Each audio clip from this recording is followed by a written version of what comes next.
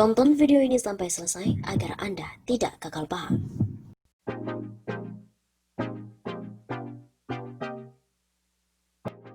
Ternyata kekuasaan Jeng Sri lebih dahsyat dari Jokowi jika Dewan Moneter terbentuk. Kekuasaan yang dimiliki Menteri Keuangan, Menko Sri Mulyani Indrawati bisa lebih dahsyat dibandingkan dengan Presiden Joko Widodo. Hal itu terjadi jika Dewan Moneter benar akan terbentuk melalui revisi Undang-Undang Nomor 23 Tahun 1999 tentang Bank Indonesia yang tengah disusun oleh Badan Legislasi DPR, kemudian lolos. Begitu kata Direktur Eksekutif Oversight of Indonesia's Democratic Policy, Satya Purwanto, saat ia berbincang dengan kantor berita politik RMOL pada hari Kamis 3 September. Pembentukan Dewan Moneter ini memang bukan barang baru. Klausul ini sudah bunyi sejak zaman Orba, yaitu Undang-Undang Nomor 13 Tahun 68 tentang Bank Sentral. Namun ketika saat ini hal tersebut akan dihidupkan kembali, artinya langkah mundur. Begitu ujarnya. Dengan adanya Dewan Moneter yang berisi anggota Komite Stabilitas Sistem Keuangan atau KSSK, kekuasaan Menteri Keuangan Sri Mulyani menjadi lebih besar, sebab dia akan menjadi pemimpin di KSSK dan Dewan Moneter. Itu sama saja dengan mendistorsi reformasi peran BI dan OJK, dan memberikan kekuasaan begitu besar kepada Menteri Keuangan yang notabene adalah anak buah Presiden. Sehingga akibatnya, kata mantan Sekjen Prodem ini, kekuasaan Presiden Jokowi akan kalah dengan kekuasaan yang dimiliki oleh Sri Mulyani. Menteri Keuangan itu bendahara negara yang juga ketua KSSK, dan bila Dewan Moneter menjadi undang-undang, ketuanya pun juga Menteri Keuangan. Maka kekuasaan Jeng Sri itu lebih dahsyat dari Presiden. Begitu pungkas Satyo. Dewan Perwakilan Rakyat atau DPR tengah menyusun rancangan undang-undang tentang perubahan ketiga atas Undang-Undang Nomor 23 Tahun 1999 tentang Bank Indonesia. Salah satu yang diatur dalam RUU adalah pembentukan Dewan Moneter untuk menetapkan setiap kebijakan moneter yang tengah ditempuh. Direktur Riset Core Indonesia, Peter Abdullah, menilai pembentukan Dewan Moneter akan menggerus Bank Sentral. Bila itu terjadi, maka akan berdampak negatif terhadap sektor keuangan, terutama di tengah krisis pandemi COVID-19.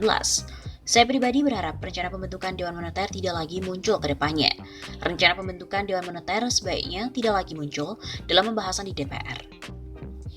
Peter meminta pemerintah dan DPR perlu berhati-hati dalam melakukan amandemen, baik untuk amandemen Undang-Undang BI yang saat ini sudah masuk prolegnas strategis, maupun amandemen UU OJK dan juga UU LPS.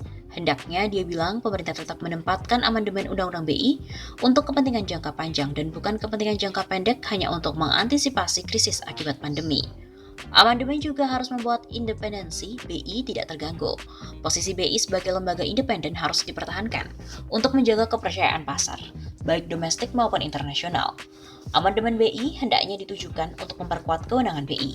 Di sisi lain, amandemen mampu memberi ruang kepada pemerintah dan juga DPR, bahkan masyarakat dalam meminta akuntabilitas BI, khususnya terkait kebijakan moneter yang sudah diambil oleh Bank Sentral.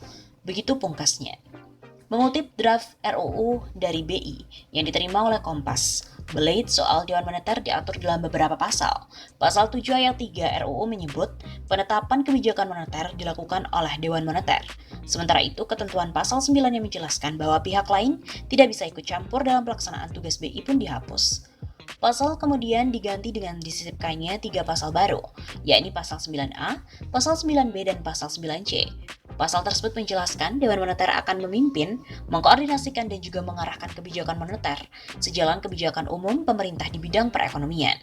Dewan ini terdiri dari 5 anggota, yakni Menteri Keuangan, Menteri Perekonomian, Gubernur BI, Deputi Gubernur Senior BI, dan Ketua Dewan Komisioner OJK. Dewan Moneter diketuai oleh Menteri Keuangan.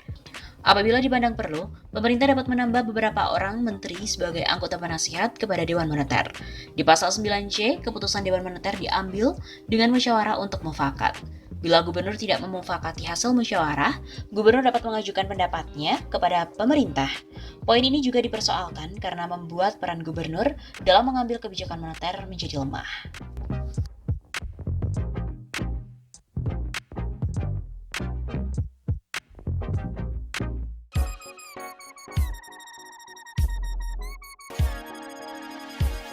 Kekayaan Sri Mulyani diduga jumlahnya belasan kali dari harta yang telah dilaporkan ke KPK.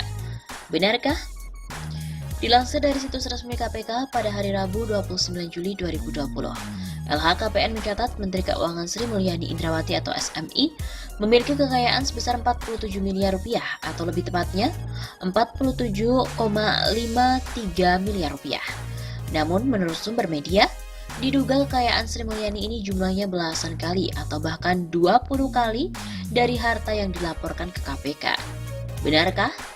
Sri Mulyani tersangkut skandal finansial Bank Senturi, juga pernah menjabat sebagai salah satu direktur Bank Dunia.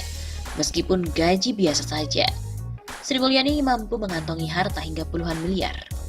Namun sekali lagi menurut sumber media, diduga kekayaan Sri Mulyani jumlahnya belasan kali atau bahkan 20 kali dari harta yang telah dilaporkannya ke KPK. Benarkah?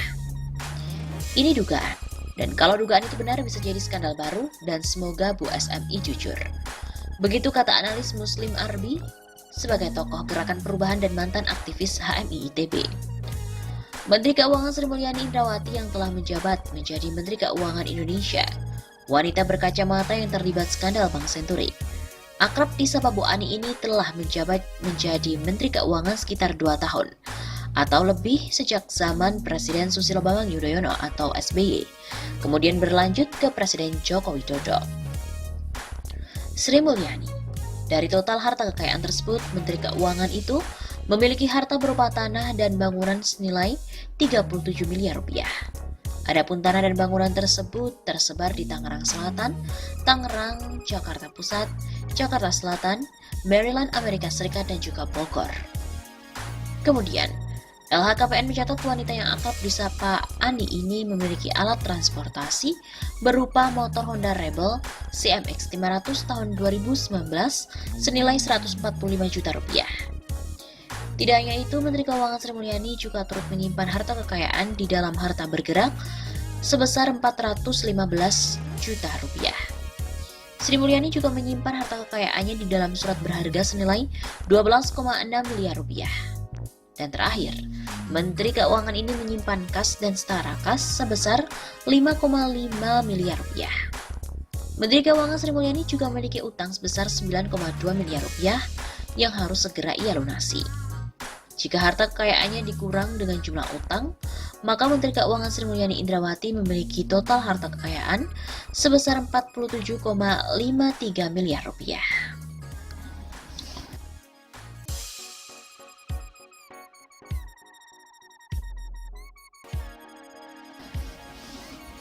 Memang sangat fantastis. Jumlah kekayaan Menteri Keuangan Sri Mulyani dari alat transportasi sampai dengan rumah di Amerika. Setiap pejabat negara wajib untuk melaporkan harta kekayaannya kepada Komisi Pemberantasan Korupsi atau KPK. Kemudian untuk dicatat ke dalam laporan harta kekayaan penyelenggara negara atau LHKPN. Termasuk juga Menteri Keuangan Sri Mulyani Indrawati, juga termasuk yang harus melaporkan harta kekayaannya kepada KPK. Pasalnya Menteri Keuangan Sri Mulyani baru saja menyebut bahwa ekonomi Indonesia tidak akan bisa bangkit kalau terus mengandalkan APBN. Selain itu ramai pula Sri Mulyani yang dikabarkan ingin menambah utang Indonesia ke Bank Dunia mencapai 79 triliun rupiah. Kehidupannya sebagai bendahara negara tentu membuat Sri Mulyani harus mengelola keuangan negara secara cermat. Lalu bagaimana dengan harta kekayaan Sri Mulyani yang ia kelola sendiri? Melansir dari situs resmi KPK, pada hari Rabu 29 Juli, LHKPN mencatat Sri Mulyani memiliki kekayaan sebesar 47,53 miliar rupiah. Kemudian dari total harta kekayaan itu, Sri Mulyani memiliki harta berupa tanah dan bangunan senilai 37,9 miliar rupiah. Adapun juga tanah dan bangunan tersebar di Tangerang Selatan, Tangerang, Jakarta Pusat, Jakarta Selatan, Maryland, Amerika Serikat, dan juga Bogor. Tak hanya itu, Sri Mulyani juga turut menyimpan harta kekayaannya di dalam harta bergerak lain sebesar 415 juta rupiah.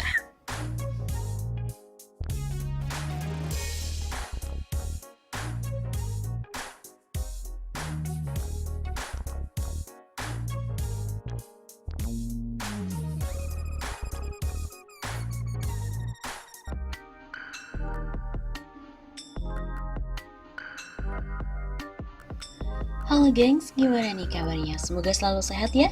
Dan semoga kalian selalu setia untuk menunggu kabar-kabar yang ter-up-to-date dari 651 Safa. Geng, setelah kemarin diberitakan bahwa Menteri Keuangan Sri Mulyani Indrawati keceplosan tentang janji-janji Jokowi yang bikin mules. Keluhan Sri Mulyani ini pun juga ditanggapi oleh mantan Sekretaris BUMN Said Didu.